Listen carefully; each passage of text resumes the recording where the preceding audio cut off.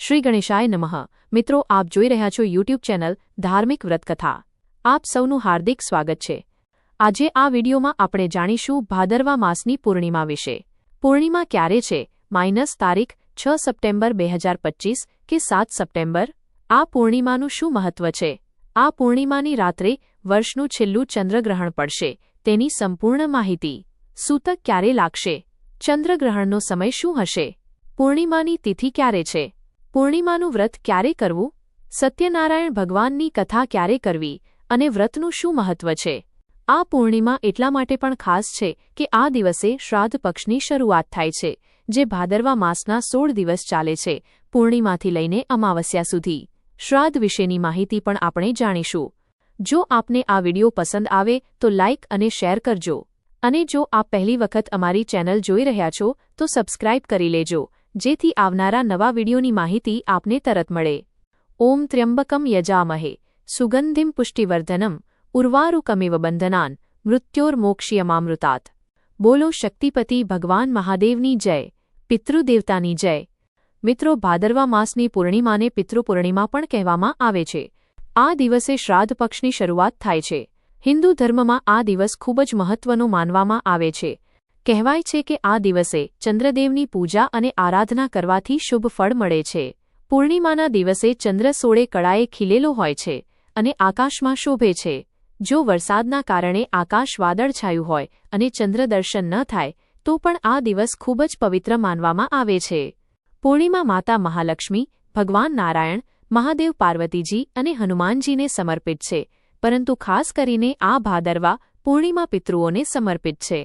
આ દિવસે પૂર્ણિમાનું વ્રત, ભગવાન ભોળાનાથની પૂજા, સત્યનારાયણ કથા, વિષ્ણુ સહસ્ત્રનામ પાઠ અને મહાલક્ષ્મીજીની સ્તુતિ કરવાથી આરોગ્ય, ધન, વૈભવ અને સંતાન સુખ મળે છે। પૂર્ણિમાના દિવસે ગંગા સ્નાન કરવું મહાપુણ્યકારી છે। જો તીર્થોમાં જઈ શકતા ન હોય તો ઘરમાં સ્નાન કરીને પવિત્ર નદીઓનું સ્મરણ કરો। આ પૂર્ણિમા એ પણ શીખવે છે કે પ્રકૃતિનું જતન કરો, કેમ કે જો તીર્થોમાં જઈને કચરો ફેલાવીએ તો એ ધાર્મિક નથી। બહેતર છે કે ઘરમાં રહીને મનમાં ગંગા યમુનાનો ભાવ રાખી પૂજા કરીએ। આ દિવસે પિતૃતર્પણ અને પિંડદાન કરવું ખૂબ જ શુભ માનવામાં આવે છે। તેનાથી પિતૃઓની કૃપા મળે છે, સંકટો દૂર થાય છે અને ઘરમાં સુખ શાંતિ રહે છે। સંપત્તિ સંબંધિત વિવાદો દૂર થાય છે અને ગરીબી દૂર થાય છે। જો આખા વર્ષમાં પિતૃ નિમિત્તે કંઈ કરી શકતા ન હોય તો આ 16 દિવસના શ્રાદ્ધ પક્ષમાં અવશ્ય કરવું જોઈએ। જો નિત્ય શ્રાદ્ધ ન કરી શકો તો ઓછામાં ઓછું પૂર્ણિમા અને અમાવસ્યાનું શ્રાદ્ધ કરવું જરૂરી છે। મુહૂર્ત અને પૂર્ણિમાની તિથિ વિશે માહિતી। ભાદરવા માસની પૂર્ણિમાની તિથિ 6 સપ્ટેમ્બર 2025ની મોડી રાત્રે લગભગ સવારે 1:40 વાગ્યે શરૂ થાય છે અને 7 સપ્ટેમ્બર 2025ની રાત્રે લગભગ સવારે 11:30 વાગ્યે પૂર્ણ થાય છે। પૂર્ણિમા એટલે ચંદ્રમાની તિથિ, એટલે કે ચંદ્રોદય સમયે પૂર્ણિમાનું વ્રત કરાય છે અને અર્ધ્ય આપવામાં આવે છે। આ દિવસે દાન પુણ્યનું પણ ખૂબ મહત્વ છે। વ્રત અને શ્રાદ્ધ - પૂર્ણિમાનું વ્રત 7 સપ્ટેમ્બર 2025ના દિવસે કરવું રહેશે। આ દિવસે પિતૃઓનું શ્રાદ્ધ પણ કરાય છે। સાંજના સમયે લગભગ સવારે 6:30 વાગ્યે ચંદ્રોદય થાય છે। ચંદ્રદર્શન થાય કે ન થાય, પરંતુ ચંદ્રદેવનું સ્મરણ અને મંત્ર જાપ કરવું જરૂરી છે। આજે સુકર્મા યોગ અને શિવવાસ યોગ છે, એટલે ખૂબ શુભ દિવસ છે। ઉપરાંત સતભીસા અને પૂર્વ ભાદ્રપદ નક્ષત્રનું સંયોગ બનશે। સ્નાન, ધ્યાન અને ગુરુ પૂજનથી સાધકને શુભ ફળ મળે છે। ચંદ્રગ્રહણની માહિતી। આ પૂર્ણિમાની રાત્રે વર્ષનું અંતિમ ચંદ્રગ્રહણ પડશે, જે 7 સપ્ટેમ્બર 2025ની રાત્રે 9:58 વાગ્યે શરૂ થઈને સવારે 1:26 વાગ્યે પૂર્ણ થશે। ગ્રહણ શરૂ થાય તે પહેલાં આશરે 9 કલાક પહેલાં સૂતક લાગે છે, એટલે સૂતક 7 સપ્ટેમ્બરના બપોરે 12:57 વાગ્યે લાગશે। ગ્રહણ પહેલાં સ્નાન કરવું અને ગ્રહણ પછી ફરી સ્નાન કરવું ખૂબ શુભ માનવામાં આવે છે। આથી શરીર શુદ્ધ રહે છે, નકારાત્મક ઉર્જા દૂર થાય છે અને ઘરની પવિત્રતા વધે છે। ગ્રહણ પછી ઘરની અને મંદિરની સફાઈ કરવી જોઈએ, ગંગાજળ અથવા ગૌમૂત્ર છાંટવું, માતાજીના વસ્ત્ર અને ચુંદડી બદલવી અને ભગવાનની સેવા કરવી જરૂરી છે। ગ્રહણના 9 કલાક પહેલાથી મંદિરના કપાટ બંધ કરવામાં આવે છે। આ ચંદ્રગ્રહણ કુંભ રાશિ અને સતભીસા તથા પૂર્વ ભાદ્રપદ નક્ષત્રમાં પડશે। તે યુરોપ, આફ્રિકા, એશિયા અને ઓસ્ટ્રેલિયામાં તેમજ ભારતમાં ગુજરાત સહિત દેખાશે. જો આકાશ સ્વચ્છ હશે તો ચંદ્ર લાલ રંગનો દેખાશે, જેને ખગ્રાસ ચંદ્રગ્રહણ કહે છે. સૂતકમાં શું કરવું અને શું ન કરવું? ગ્રહણ લાગ્યા પછી ભોજન ન કરવું સ્વસ્થ વ્યક્તિ માટે.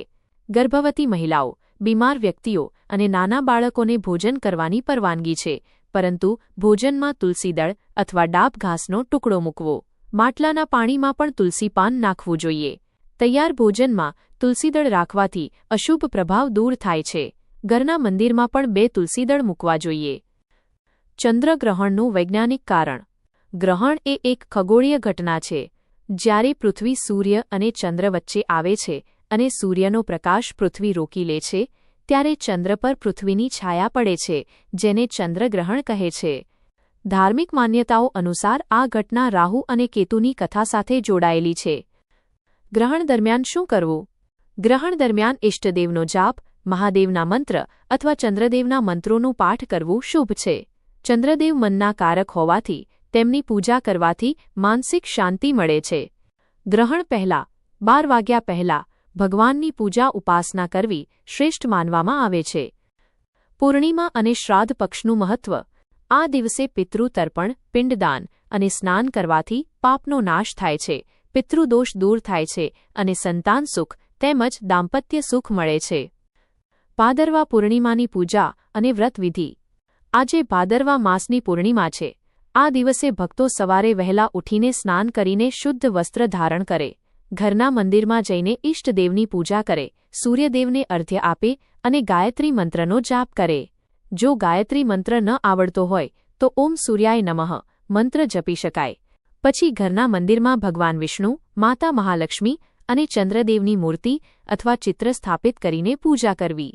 ચોકી પર પીળું વસ્ત્ર પાથરીને મૂર્તિ સ્થાપવી અને રોલી, ચંદન, ફૂલો, ધૂપ, દીવો, નૈવેદ્ય, ખીર, હલવો, પંચામૃત તથા ફળથી ભગવાનને ભોગ લગાવવો. ત્યારબાદ સત્યનારાયણ ભગવાનની કથા સાંભળવી અથવા કરવી. કુંભ સ્થાપન કરી શકાય છે અને બીજા દિવસે સવારે ઉત્થાપન કરવું. સત્યનારાયણ કથા કરવાથી જીવનમાં સુખ, શાંતિ અને સમૃદ્ધિ મળે છે. વિષ્ણુ મંત્ર જાપ, વિષ્ણુ સહસ્ત્રનામ પાઠ, ભગવદ્ ગીતાનો પાઠ અથવા મહાલક્ષ્મી પૂજા અને લક્ષ્મી મંત્ર જાપ કરવો, જેમ કે ઓમ શ્રીમ રીમ શ્રીમ કમલે કમલાલયે, ઓમ શ્રી મહાલક્ષ્મય નમઃ.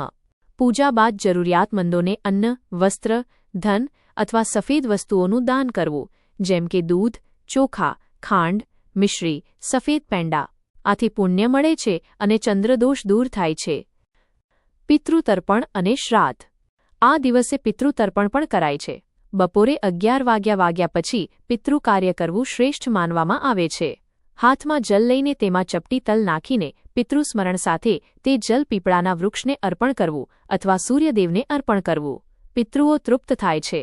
ગ્રહણ ચંદ્ર કે સૂર્ય પૂર્ણ થયા પછી સ્નાન કરવું અને દાન કરવું જરૂરી છે, જેથી ગ્રહણનો અશુભ પ્રભાવ દૂર થાય. આ વર્ષે ભાદરવા પૂર્ણિમાએ ચંદ્રગ્રહણ છે અને ભાદરવી અમાવસ્યાએ સૂર્યગ્રહણ છે, જે ભારતમાં દેખાશે નહીં. આ દિવસે આહાર અને નિયમો. સાત્વિક ભોજન લેવું, ફળ, દૂધ, ઘીનો ઉપયોગ.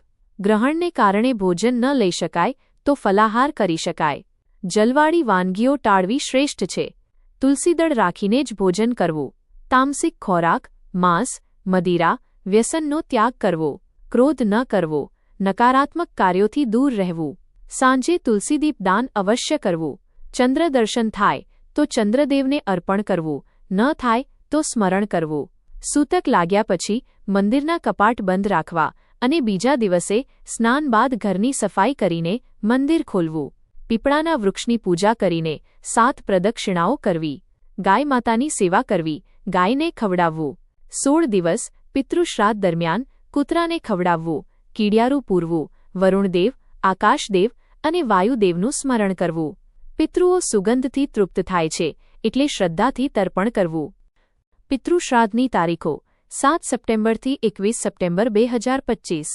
7 સેકન્ડ રાહ જુઓ અને આગળના કેમેરા વડે 30 સેકન્ડ રાહ જુઓ અને આગળના કેમેરા વડે 30 સેકન્ડ રાહ જુઓ અને આગળના કેમેરા વડે 30 સેકન્ડ રાહ જુઓ અને આવથી. 11 સપ્ટેમ્બર પંચમી, 12 સપ્ટેમ્બર છઠ, 13 સપ્ટેમ્બર સપ્તમી, 14 સપ્ટેમ્બર અષ્ટમી, 15 સપ્ટેમ્બર નવમી, 16 સપ્ટેમ્બર દશમી, 17 સપ્ટેમ્બર એકાદશી, 18 સપ્ટેમ્બર દ્વાદશી, 19 સપ્ટેમ્બર ત્રયોદશી, 20 સપ્ટેમ્બર ચૌદશી, 21 સપ્ટેમ્બર સર્વપિતૃ અમાવસ્યા. આ પૂર્ણિમા ખૂબ જ પાવન અને મહાત્મય ધરાવતી છે. આજે દેવોના દેવ મહાદેવ અને શક્તિપતિની આરાધના કરવાથી શુભ ફળ મળે છે. પ્રભુને પ્રાર્થના કરીએ કે તેઓ પિતૃઓને મોક્ષ આપે અને આપણી સેવા સ્વીકારી અમારું કલ્યાણ કરે. બોલો શક્તિપતિ ભગવાન મહાદેવની જય. મને સાંભળવા બદલ આપ સૌનો ખૂબ આભાર. જય શ્રી કૃષ્ણ. રાધે રાધે.